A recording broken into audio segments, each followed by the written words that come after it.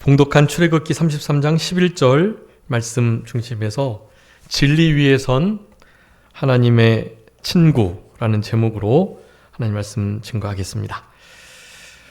우리 출애굽기 33장 11절에 모세와 같이 하나님과 친구처럼 대면하여 하나님을 보고 하나님과 대화를 나눈 사람이 없다라고 말씀합니다. 실제로 하나님께서 이 땅에 좌정하신 적이 딱 한 번 있었는데요. 그것은 바로 모세의 시내산 율법을 받을 때 바로 그 장소뿐입니다. 나머지 곳은 다 하나님께서 다른 천사로 사람으로 현현하셔서 나타나셨지 실제로 하나님이 강림하신 곳은 딱 시내산 거기에요. 바로 그 하나님을 우리 모세는 만났던 것입니다. 하나님께서 좀 특별하게 은혜를 주신 사람이 모세인 것 같습니다. 우리 주보에 하나님께서 친구와 같이 대해 주셨던 몇몇 사람들을 좀 기록해 두었는데요. 여러분 그 중에 사실 아브라함도 하나님이 나의 벗이라고 칭하셨거든요. 근데 그 아브라함보다도 우리 모세는 정말 조금 더 특별하게 하나님께서 가까이 하셨던 사람이었습니다. 그래서 실제로 율법을 받고 내려온 모세를 보고 사람들이 하나님의 광채를 느꼈다고 말씀하고 있어요. 하나님께서나 볼 수 있는 영광을 모세에게서 봤던 것입니다. 모세도 그것을 알았고 그래서 자기의 얼굴을 수건으로 동이기도 했었죠. 여러분 우리 주님을 실제로 대면하면 죽습니다. 네. 지금도 실제로 하나님의 그 광대하시고 존엄하시고 어미하신 그 크신 하나님을 우리가 뵐 때 실제로 우리가 고꾸라지고 까무러칠 수밖에 없어요. 여러분 성경에 다니엘이 우리 가장 이렇게 흠이 없는 모습으로 기록되어 있는데요. 다른 사람들은 대부분 다 흠이 있어요. 사실 모세도 실수를 했잖아요. 다니엘은 그 실수한 것이 하나도 기록되지 않은 인물입니다. 그 다니엘도요. 하나님이 아닌 하나님이 보낸 천사를 만났을 때 어떻게 됐다 그랬죠? 죽은 자와 같이 고꾸라졌다고 말씀해요. 네. 하물며 우리는 물론 오신 그리스도, 그래서 구원을 완성하신 그리스도의 거룩한 보혈로 깨끗하게 된 자들이에요. 그래서 하나님 앞에 당당히 설 수 있습니다. 그럴지라도 그 존재론적인 입장에서 신이신 하나님께서 우리 아직 부활체를 입지 못한 육체를 가진 우리들에게 진짜 나타나시면 실제로 우리는 죽을 수밖에 없어요. 하나님의 그 위대하심 앞에 우리는 그냥 죽은 자와 같이 되는 것이 일반적이라고 할 수 있겠습니다. 그런데 모세는 그 하나님을 늘 친구와 같이 대면하여 이야기했고 그리고 실제로 강림하신 하나님을 2번이나 배웠던 것입니다. 네, 첫 번째 40일 동안에 그리고 그 사이에 무슨 일이 있었죠? 아론을 위시한 선민 이스라엘 백성들이 우상을 만든 거예요. 금송아지를. 이들이 우리를 이끈 하나님이시다라고 말이죠. 그래서 그 금송아지를 갈아서 마시오게 하고 물에 흘려 떠내려 보내고 그리고 받았던 하나님이 직접 준비하셨던 그리고 직접 쓰셨어요. 하나님이 직접 쓰신 글입니다. 그 돌판을 어떻게 했죠? 네, 깨뜨려 버렸어요. 그것도 사실 실수했다면 실수라고 할 수 있겠죠. 그렇지만 하나님의 분노를 대신 표현한 것이라고 보기도 합니다. 어쨌든 그 위대한 종 모세도 실수하는 사람이었지만 그 모세를 우리 하나님은 특별히 대면하여 주셨다라는 사실입니다. 그렇게 그 이후에 이제 한 번 더 40일 동안 십계명을 다시 받아요. 그때는 돌판을 본인이 직접 깎아서 올라갔죠. 그래서 그 깎아서 올라간 그 돌판에 하나님이 다시 한번 십계명을 기록해 주십니다. 여러분, 그렇게 하나님을 직접 대면한 인물이 없어요. 그리고 나서 이제 70인의 장로들과 함께 하나님 앞에서 먹고 마셨다는 표현이 있는데, 그것은 우리 시내산에서 강림하셨던 그 하나님과 함께 마셨다는 것이 아니에요.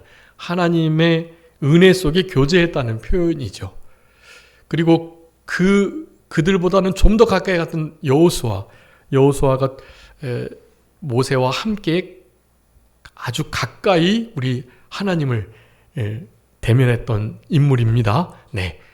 그러니까 모세, 그리고 그 밑에 여호수아, 그리고 그 밑에 장로들, 그리고 그 밑에 이제 시내산에 아예 경계를 해놓고 접근하지도 못하게 했던 이스라엘 백성들의 무리들, 그런 큰 무리들이 있었어요. 네. 하나님께서 결국 우리는 출애굽기를 통해서 하나님이 특별하게 대하시는 인물이 있다라는 거예요. 그 인물은 바로 오늘 주인공 모세라고 할 수가 있겠고요. 여러분, 왜 모세가 그런 특별한 하나님의 친구와 같은 대면하시는 은혜를 경험할 수 있었는가? 그것을 오늘 좀 살펴보려고 하고요.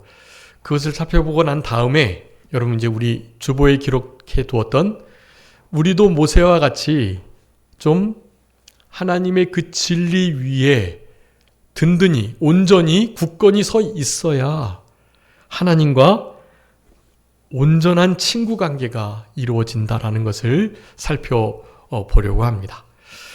여러분, 말씀을 이렇게 준비하면서 이 말씀은 우리 지난주에 있었던 우리 학예 수련회 말씀을 나눴던 그 주제인데요. 이런 말씀을 준비하면서 그런 생각을 많이 해봤어요.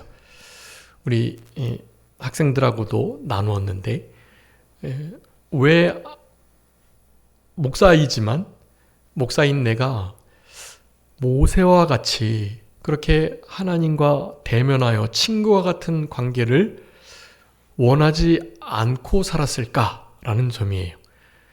우리 성도님들도 그런 의문을 가지셔야 합니다. 나에게 왜 하나님이 모세와 같이 대면하여 친구와 같은 관계를 맺지 않으실까? 나는 왜 그것을 별로 그렇게 소원하고 있지 않을까? 여러분, 이런 것들을 생각해 보셔야 합니다. 제가 말씀을 준비하면서 그런 생각들을 많이 해봤었어요. 그랬는데 우리 학생들도 그렇고 좀 비슷한 생각을 가지고 있었어요. 뭐냐 하면, 하나님이 우리와 친구가 된다? 그것은 그냥 너무 급이 안 맞는다고 생각하는 거예요. 내가 어찌 감히.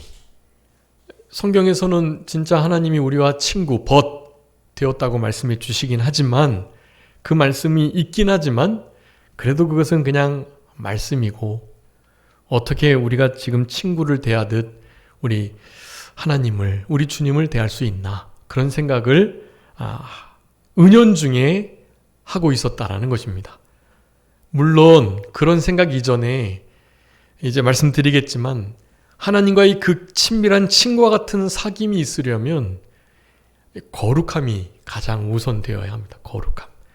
당연히 거룩한 삶을, 거룩은 구별되다, 구분되다, 쪼개지다, 나눠지다, 그런 뜻이잖아요. 거룩한 생활, 깨끗한 생활, 그것을 성결이라고 하는데, 이 성결한 생활이 없는 상황 속에서 어떻게 하나님과 예수님과 친구가 되고자 하는 마음이 들 수 있었겠어요? 그런 생각은 아예 하지도 못하고 그냥 우리의 일상의 삶 속에 분주함 가운데 그렇게 살아가는 게 일반적이죠. 네, 그러니까 그래요. 그런데 수련회를 통해서나 특별한 말씀을 듣고 예배를 통해서 예배를 이렇게 드릴 때 우리가 간혹 그런 생각들을 해보는 거예요. 그런데 당연히 그와 같은 마음이 듭니다.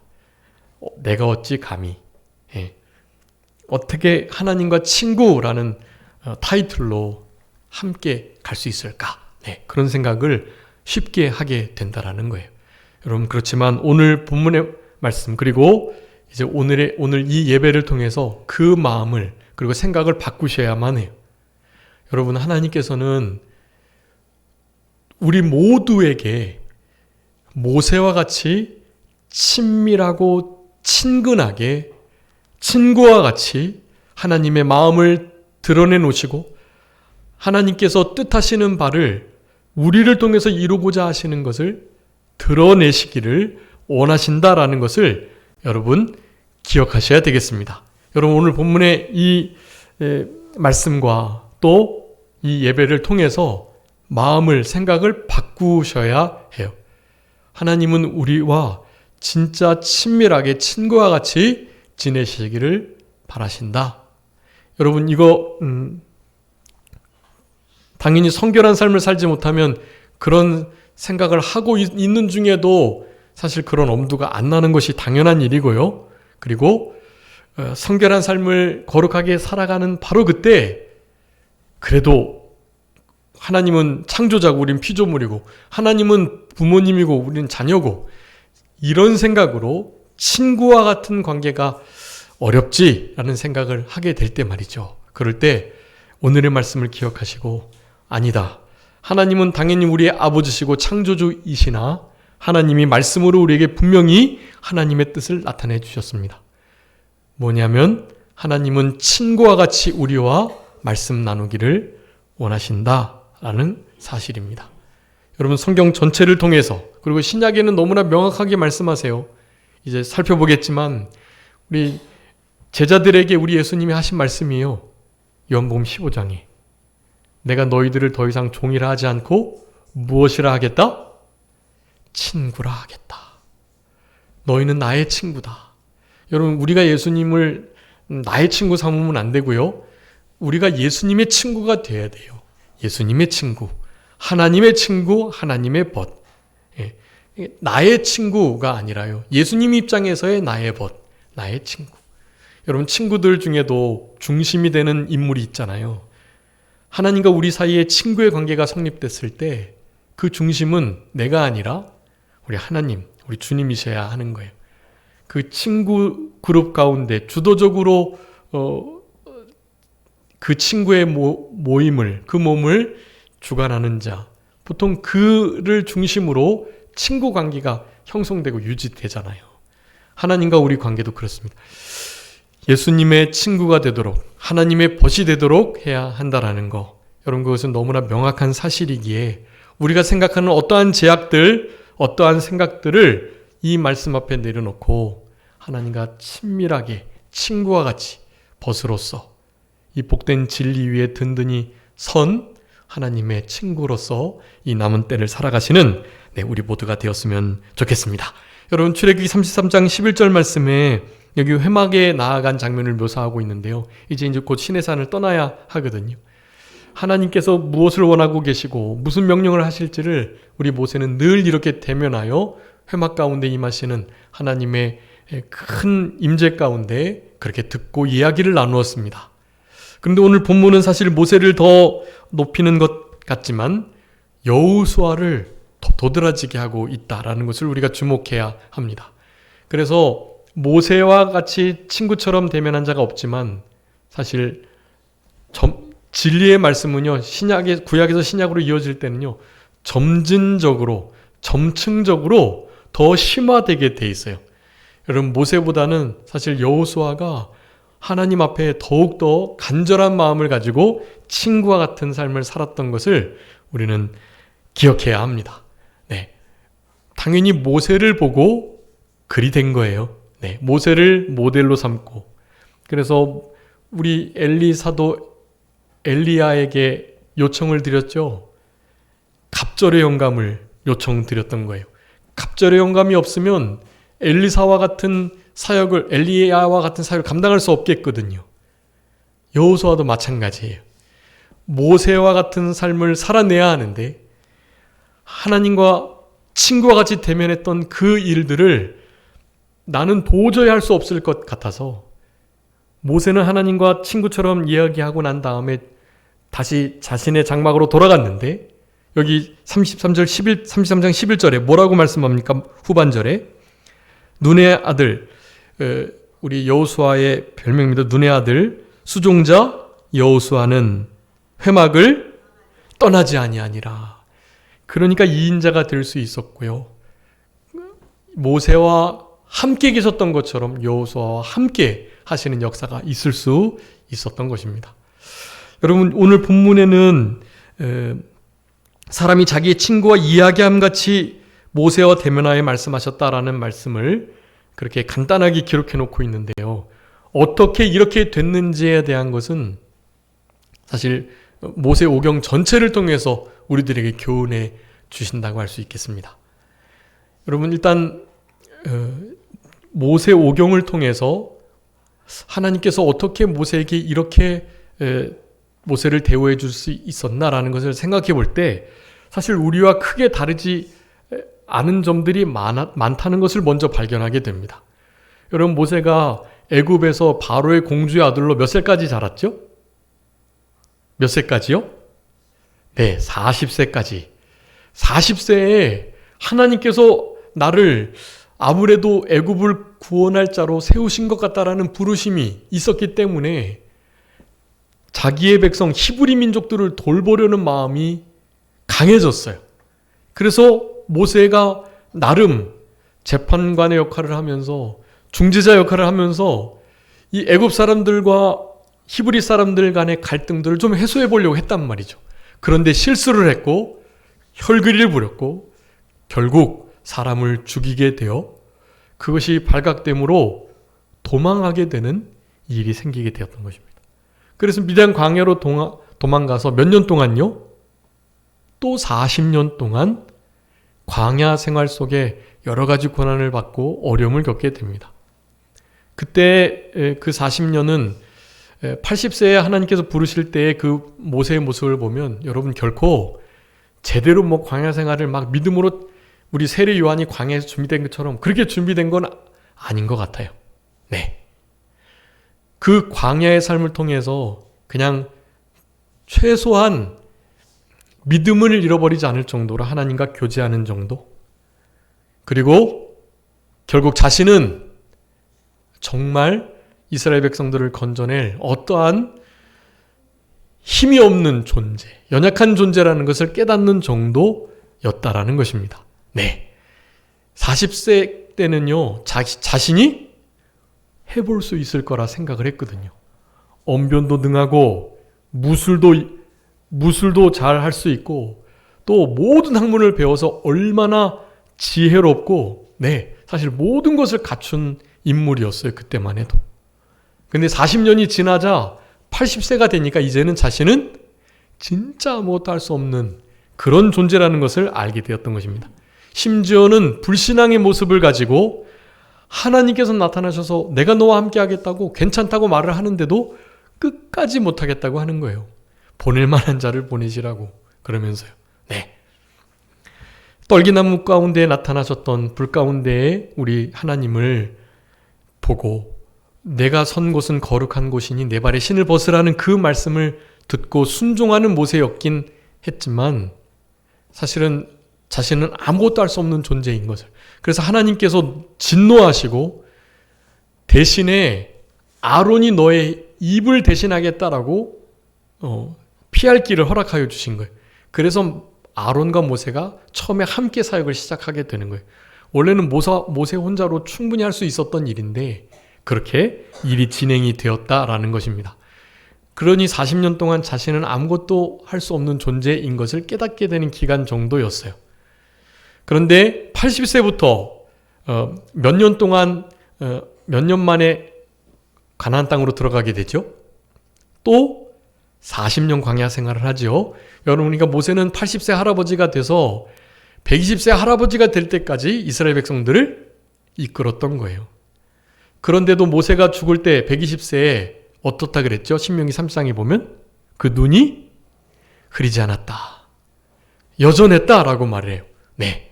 그렇지만 그의 사명이 다했기 때문에 목숨을 데려가셨던 것입니다. 여러분, 우리가 목숨을 잃는다, 또 죽는다, 돌아간다라는 표현을 쓰는데요. 죽는 것은 아파서 수명이 다 돼서가 아니에요. 뭐가 다 돼서 하나님께서 거둬가시는 거죠? 사명을 다할 때. 여러분, 사명을 다할 때 믿는 자들은 하나님의 부르심을 받게 되는 거예요. 사명이 다하는 날 부르심을 받는다. 그러니까 우리의 삶 속에 아직 사명이 다 되지 않았기 때문에 우리를 살려두셨다라는 것을 여러분 기억하시면서 그 사명을 늘 찾아서 그 사명을 이루는 삶을 살아가셔야 하는 것입니다. 모세가 120세가 되니 그때쯤 되니까 조금 그나마 신앙이 많이 좋아진 것 같아요. 네. 그래서 이제 오늘 본문과 같은 이런 하나님 앞에 좀 대면하여서 하나님의 뜻을 찾고 묻고 또 하나님이 말씀해 주시는 마음을 이해하는 그런 친구와 같은 관계가 되었다라고 할 수가 있겠습니다. 여러분, 모세는 구약의 말씀을 통해서 봐도 실제로 특별히 하나님이 친구처럼 대면해 주실 만한 어떠한 그런 모습이 사실 좀 없었어요. 그러니까 우리에게도 소망이 있는 것입니다. 여러분, 우리도 하나님께서 친구와 같이 대면하여 이야기하실 만한 그 친밀한 관계를 우리도 누리며 살아갈 수 있다라는 거. 그것을 먼저 원하셔야 해요. 나 그 정도까지는 필요 없어. 그저 그냥 믿음 생활하다가 천국 가면 되는 거지. 하나님하고 괜히 친하게 지내다가 하나님이 마음 아파하시는 곳에 같이 마음 아파하셔야 되고, 하나님이 물질을 좀 쓰고자 하시는 곳에 나도 물질을 또 써야 되고, 하나님이 기도하라고 하시면 또 기도해야 하고, 하나님께서 이런 곳에 헌신하라고 하면 헌신해야 되고, 너무 하나님께 가까이 붙들려 매여 있기 때문에 그 정도는 좀 부담되고, 그냥 지금처럼 그럭저럭. 여러분, 이 생각이 하나님과 친밀한 친구와 같은 교통을 방해하는 아주 중요한 생각이라는 거. 그것은 여러분 믿음의 생각이 아니라는 것을 먼저 기억하셔야 되겠습니다.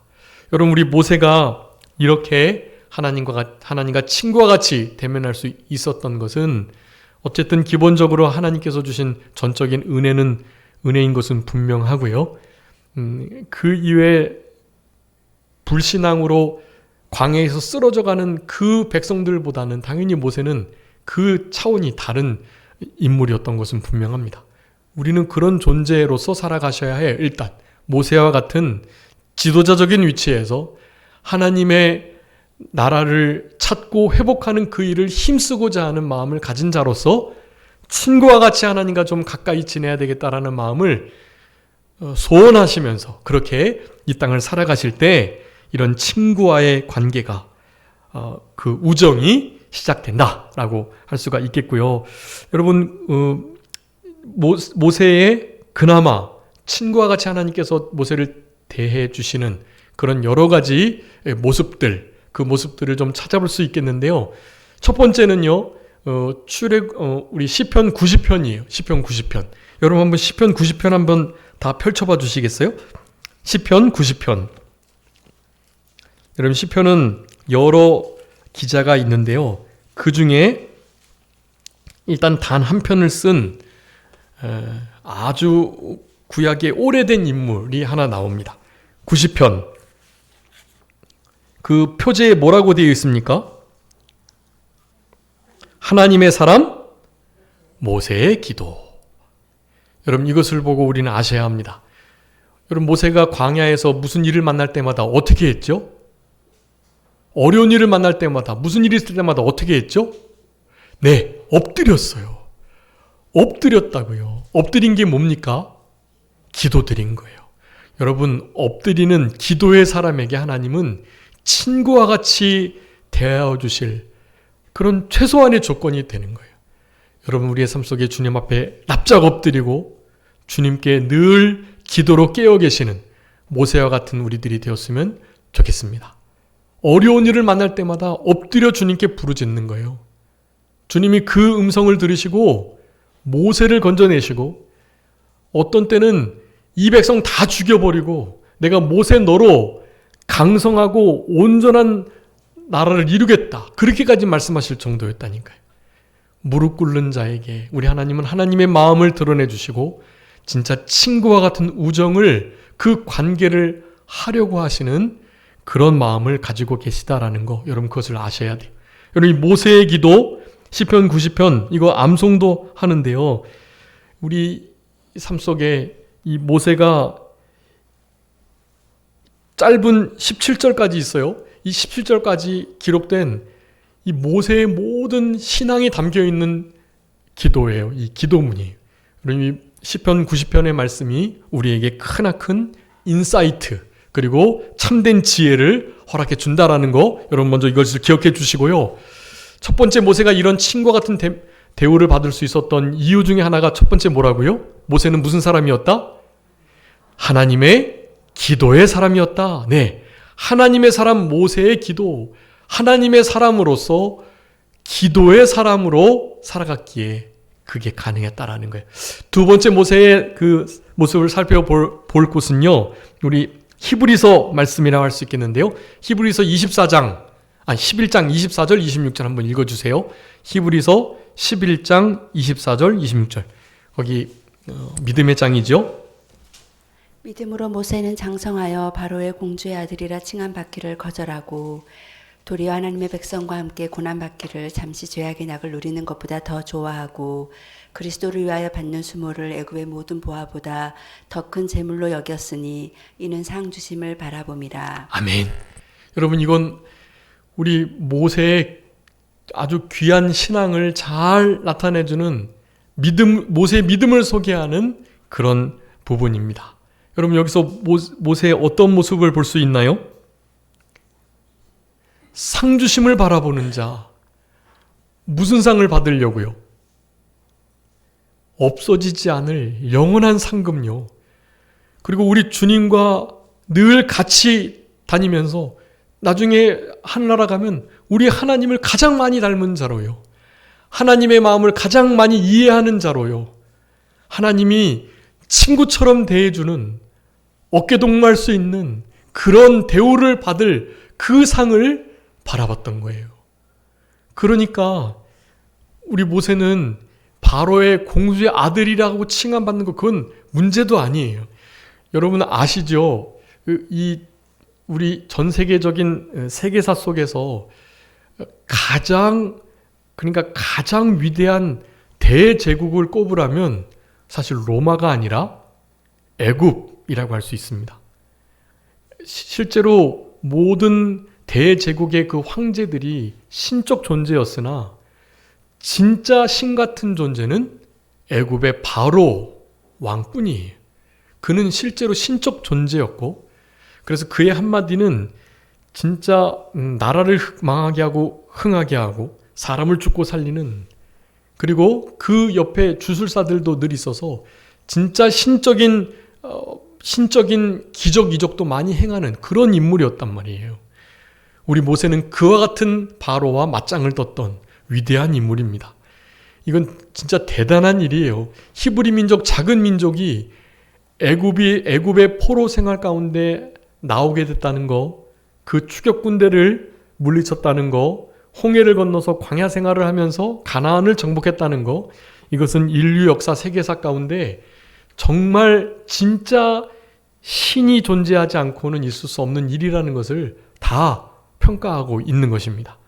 네, 그런 바로 왕을 모세가 하나님의 이름으로 가가지고 이기고 승리하면서 그렇게 하나님의 백성을 애굽에서 건져냈던 그 사건.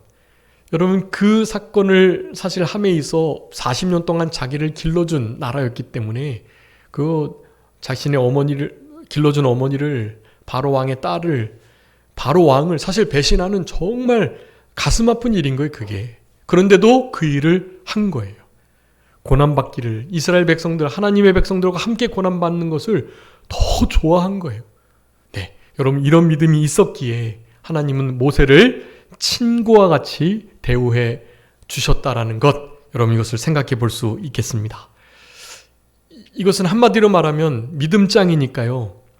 믿음으로 살아가려고 일단 힘을 썼다라고 할 수가 있겠어요. 여러분 믿음으로 살아가려고 힘쓰는 자들에게 우리 주님은 친구와 같은 관계를 허락하신다. 영원한 상급을 바라보며 우리 하나님을 많이 닮을 소망을 가진 자들에게 하나님은 친구와 같은 우정의 관계를 허락하신다라고 할 수 있겠습니다. 마지막으로는 우리 모세는요, 진짜 하나님만 바라봤어요. 여러분, 모세가 엎드렸다라는 것은요, 하나님께만 모든 것을 맡겼다라는 뜻을 나타내는 거예요. 하나님만을 바라보는 자, 그런 자에게 우리 하나님께서는 좀 친구와 같은 관계, 우정의 관계를 허락하신다. 이 모든 것들은 우리가 아는 것처럼 80세 이후 광야 생활을 하면서부터 시작됐다라는 거. 여러분, 우리의 삶 속에 만약에 광야와 같은 어려움이 있다면 하나님과 우정 관계를 돈독하게 할 중요한 시기라는 것을 기억하셔야 됩니다. 여러분, 우리가 총 4가지예요. 모세를 하나님께서 친구와 같이 대면하시면서 그런 우정의 관계를 허락하실 수 있었던 최소한의 어떤 그 길들을 우리가 살펴볼 때, 첫 번째 무엇이라고요? 기도의 사람. 두 번째는요, 믿음의 사람, 하늘나라 상급을 바라보는 자였다는 거죠. 세 번째는요, 하나님을 바라보고 소망했다라는 것. 마지막 4번째는 광야의 길을 또한 잘 통과했다라는 것. 여러분, 광야 생활이 없이는 친구와 같은 하나님과의 관계를 누리기가 좀 어렵습니다. 왜냐하면 광야가 아니면 하나님 없이도 충분히 살아갈 수 있으니까요. 별로 그런 하나님과 같은 친구 없어도 괜찮으니까요. 육체의 친구들도 나름 괜찮으니까요. 하나님을 굳이 부담스럽게 친구로 두지 않아도 되거든요. 그런데 광야를 만날 때는 어떻게 해요? 하나님이 안 계시면 안 되거든요. 하나님이 만나를 매일매일 내려주시지 않으면 안 되거든요. 반석을 쪼개가지고 물을 내시지 않으면 안 되거든요. 네. 우리 신발과 옷을 해지지 않게 주님이 든든히 보호해 주시지 않으면 안 되거든요. 구름기둥, 불기둥 없으면 안 되거든요. 여러분, 광야라는 복음성가가 있는 것 아시죠? 광야. 예전에 카톡으로 제가 음원을 드리기도 했는데, 광야에 그런 가사 있죠. 주님 손 놓고는 단 하루도 살 수 없는 곳 광야. 여러분, 주님과 친구처럼 가까이 친밀함을 돈독하게 그 우정이 깊어지려면 광야가 있어야 하는 것이, 그 광야가 준비된 자, 광야를 통과하고 있는 자, 하나님께서 나와 함께 그 광야를 걷자, 나랑 친구하자라는 하나님의 부르심이라는 사실을 기억하셔야 합니다. 여러분, 이런 진리의 말씀, 이것을 토대로 오늘 출애굽기 33장 11절 말씀, 친구와 같이 대면하여 말씀을 나눈다는 이 모세와 하나님과의 이 관계를 우리도 부러워하는 정도로 그치는 것이 아니라 그것을 우리도 소망하고 그 길을, 모세의 그 4가지의 걸어갔던 그 길을 우리도 걸어감으로 주님과 친구와 같은 관계가 유지될 수 있는 더 깊어지는 우리의 남은 생애가 되었으면 참 좋겠습니다. 여러분, 그래서 우리 주보를 좀 살펴주세요. 친구, 성경에 나타난 친구, 벗된 관계들을 제가 6가지 기록했는데 사실 하나를 제가 빠뜨렸습니다. 7가지예요. 말씀드리겠습니다. 첫 번째는 우리 출애굽기 33장 11절 본문입니다. 누구와 친구의 관계를 맺으셨죠? 모세입니다. 신명기 34장 10절에 그 후에는 이스라엘이 모세와 같은 선지자가 일어나지 못했는데 모세는 여호와께서 대면하여 아시던 자다, 그렇게 말해요. 네.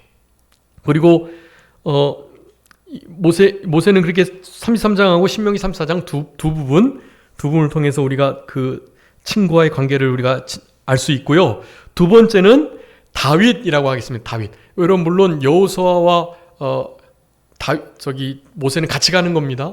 여호수아도 하나님께서 모세와 같이 대해 주셨으니까, 똑같이 대해 주셨으니까 모세도 여호수아도 친구와 같이 된 거예요. 여러분, 그 모세와 같이 가는 겁니다. 두 번째는 다윗이라고 할 수 있겠는데요. 여러분, 다윗과 요나단이 서로 생명과 같이 사랑한 성경 속에 나타난 아주 복된 친구의 관계였어요. 여러분, 이것은 하나님과 우리의 관계를 나타냅니다. 네.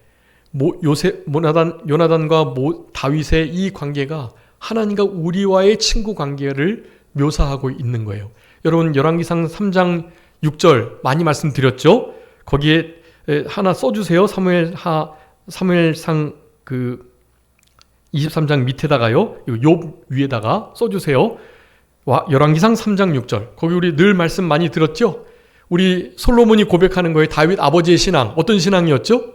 아버지 다윗은 성실과 공의와 정직한 마음으로 주와 함께 주 앞에서, 주와 함께 주 앞에서 행하였다. 여러분, 이것이 무슨 관계예요? 주 앞에서 주와 함께. 이게 친구 관계. 이게 친구와 늘 동행하는 이 관계, 다윗이 바로 그 길을 걸어갔던 것입니다. 그 신앙을 본받았던 솔로몬도 역시 마찬가지죠. 그래서 아까 열왕기상 3장 6절 써주시고요. 그 바로 밑에다가 그게 3번이에요. 바로 솔로몬입니다. 솔로몬. 여러분, 솔로몬도 우리 다윗 아버지와 같이, 모세와 같이, 여호수아와 같이 하나님과 친구와 같이 지냈던 인물이에요. 물론 이제 다윗도 실수하고 솔로몬도 실수하고 범죄하지만 그의 하나님과 가까이 지낼 때의 그 삶이란 이 땅에서는 진짜 볼 수 없는 그런 관계 속에서 살아갔던 인물들이었던 것입니다. 여러분, 거기 사무엘하 12장 24절 25절 기록해 주세요. 3번 쓰시고요. 솔로몬 쓰시고 사무엘하 12장 24, 25절 한번 읽어봐 주세요. 사무엘하 12장 24, 25절. 사무엘하 12장 24, 25절. 다윗이 그의 아내 바세바를 위로하고 그에게 들어가 그와 동침하였더니 그가 아들을 낳음에 그의 이름을 솔로몬이라 하니라. 여호와께서 그를 사랑하사 선지자 나단을 보내 그의 이름을 여디디아라 하시니 이는 여호와께서 사랑하셨기 때문이더라. 아멘. 여러분, 여디디아 솔로몬의 또 다른 별명이에요. 여디디아 무슨 뜻이라고요? 여호와의 사랑을 입은 자. 하나님께서 솔로몬을 사랑하셨더라. 사랑하는 솔로몬, 그런 뜻이거든요. 여러분, 근데 이것이 원문에 하나님의 벗 솔로몬, 그런 뜻이에요. 이게. 여러분, 그래서 밑에 제가 주보에 써줬는지 모르겠는데요.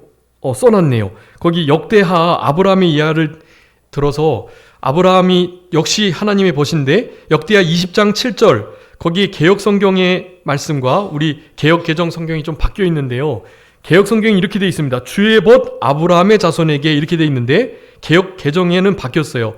주께서 사랑하시는 아브라함의 자손에게 이렇게 해요. 즉 사랑하는 자손, 아브라함이 사랑하시는, 하나님이 사랑하시는 아브라함, 이것은 하나님의 벗 아브라함, 그런 뜻인 거예요.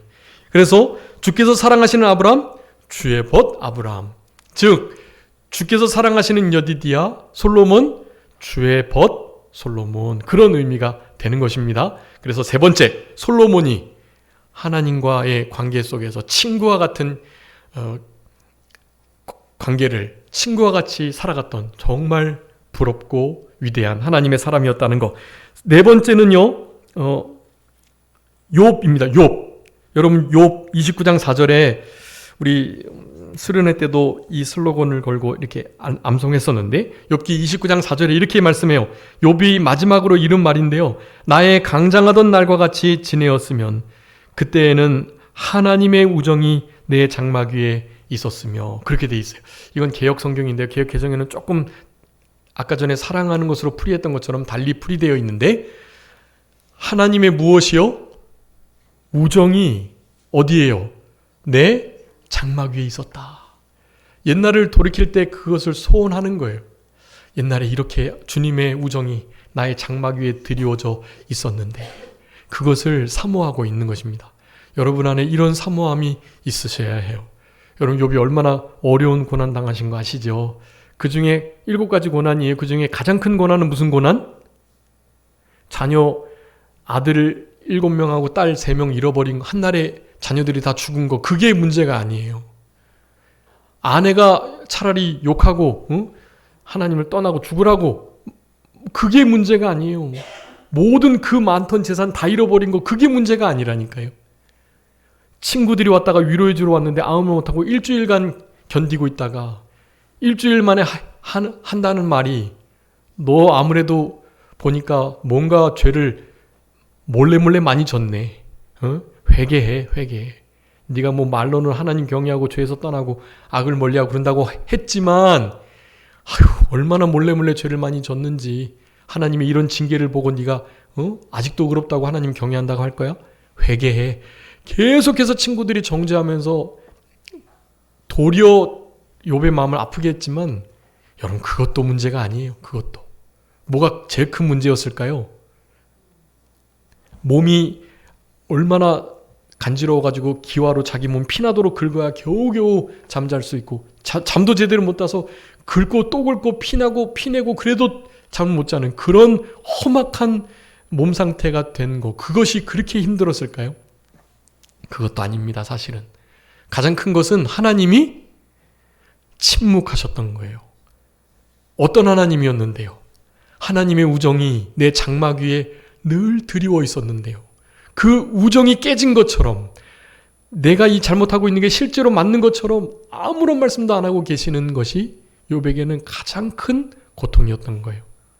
여러분 그 고통을 욥은 그래도 믿음으로 잘 통과했습니다. 그래서 당연히 갑절로 갚아주셨죠. 자녀도 7 아들 3딸 다시 주시고 모든 재산은 갑절로 존경과 명예와 영광도 갑절로 크게 해주셨어요. 여러분 무엇이 갑절이 됐을까요? 하나님과의 우정. 하나님과의 그 우정이 갑절이 된 거예요. 더 이상 주님이 우리 욥을 시험하지 않으셔도 돼요. 그 우정의 관계가 더욱더 깊어져 가지고요. 우리 주님과 남은 때를 얼마나 행복하고 멋지게 지냈는지 짐작이 안 갑니다. 아마 천국을 맛보았을 거예요. 여러분 이런 우정이 우리의 삶 속에 드리워지는 일, 여러분 이것을 원하셔야 해요. 주님의 우정이 우리의 장막 위에, 우리의 가정의 장막 위에, 우리의 자녀들의 삶 속에 하나님의 우정이 깃들기를 간절히 바라는 마음을 가지셔야 하는 것이. 여러분 이런 마음을 하나님이 기뻐하십니다. 이런 마음을 못 갖는 게 문제예요. 이런 마음을 전혀 가질 만한 상황이 안 되는 게 문제예요. 하나님과의 우정을 지금 생각해 볼 겨를이 없어 지금 그럴 때가 아니야. 여러분 아닙니다. 지금 바로 그것을 누려야 할 때예요. 그것을 원하시고 그것을 추구하셔야 할 때라는 것을 여러분 기억해 주셔야 됩니다. 여러분 5번째는요. 당연히 아브라함입니다. 아브라함이 하나님의 벗에 대한 말씀이 가장 많아요. 신약성경 야고보서 2장 23절에서도 그는 하나님의 벗이라 칭함을 받았다고 분명히 말씀합니다. 아브라함에게 내가 하는 일을 숨기겠느냐? 하나님은 아브라함의 모든 것을 다 말씀해 주시고 행하셨단 말이죠. 여러분 이런 아브라함의 신앙을 본받아야 하나님의 벗이라는 칭함을 받을 수 있는 것입니다. 6번째 다니엘과 그 세 친구지요. 여러분 다니엘 이름의 뜻이 뭐죠? 하나님은 나의 재판장. 그 세 친구 이름은요. 하나냐, 미사엘, 아사랴. 여러분 사드락, 메삭, 아벳느고로 외우지 마시고 하나냐, 미사엘, 아사랴로 기억해 주세요. 하나냐, 미사엘, 아사랴. 저희 거기 써놨어요. 자갓도라고요. 하나냐, 미사엘, 아사랴의 이름이에요. 하나님은 자비로우시다. 그리고 하나냐, 미사엘. 하나님과 같은 분이 누구랴? 네. 그 다음에 하나냐, 미사엘, 아사랴. 아사랴는 하나님은 나의 도움. 예, 자비로우시고 하나님과 같은 분이 없고 도와주신다라는 뜻이에요. 하나냐, 미사엘, 아사랴. 여러분 이런 친구 관계를 누리면서 다니엘과 같이 살아갈 때 하나님의 우정이 다니엘 세 친구들에게, 여러분 세 친구에게 예수님이 나타나셨잖아요. 푸른 불 속에 하나님의 아들로 나타나셔가지고 저들을 건져내셨던 위대한 장면들을 우리가 볼 수 있습니다. 마지막 7번째는요. 우리 요한복음의 15장에 내가 너를 친구라 하겠다. 어떻게 하면요? 14절이 중요합니다. 나의 명하는 대로 행할 때. 여러분 우정은 일방적으로 되지 않아요. 상호적이어야 합니다. 옛날에는 하나님이 우리를 일방적으로 은혜 주셨어요. 이제는 그 은혜를 보답하며 우리도 우정으로 하나님을 좀 대해 주셔야 해요. 상호간에 기브앤테이크. 주님이 우리에게 주셨으니 우리도 주님께 좀 드리셔야 해요. 말씀을 준행해야만 합니다. 그래야 친구라고 칭하셨다고요. 여러분, 말씀을 정리하겠습니다. 우리의 삶 가운데 하나님이 기뻐하시는 친구의 관계를 원하고 계시다는 이 진리의 말씀이 우리에게 이 시간에 선포가 되었어요. 여러분, 이 마음을 가지시고 남은 때 우리 주님의 우정이 우리의 삶 속에 늘 머물고 드리워지는 그런 역사 속에 우리 주님이 친구에게 얼마나 잘해주시겠어요. 그런 주님과의 깊은 영적 교통 속에서 우리 마가복음 3장 14절에 예수님이 제자들을 부르셨죠. 제자들을 부르신 이유를 그렇게 설명합니다. 나와 함께 있게 하시려고. 여러분, 주님과 함께 동행하는 이 친교와 같은 삶이 이 마지막 때를 잘 통과할 수 있는 귀한 진리의 요소라는 사실을 기억하시고 남은 때 우리 주님과 친구와 같이 이 진리 위에 서서 늘 우정을 나누시는 그런 우리 모두가 되었으면 좋겠습니다. 자, 기도하겠습니다. 살아계신 우리 아버지 하나님, 감사합니다. 하나님의 우정이 우리의 삶 속에 늘 머물고 드리워지는 은혜가 있을 수 있도록 도와주시고 이제 우리를 더 이상 종이라 하지 않고 친구라 하겠다 말씀하시며 너희들이 내 계명의 말씀을 준행하고 순종하면 내 친구라 라고 말씀해 주셨사오니 주님만 말씀을 준행하며 주님과 함께 임마누엘의 신앙으로 코람데오의 신앙으로 주 앞에서 주와 함께 늘 살아갈 수 있는 우리 모두가 되게 하여 주옵소서. 감사드리옵고 살아계신 예수 그리스도의 이름으로 기도 올리옵나이다. 아멘.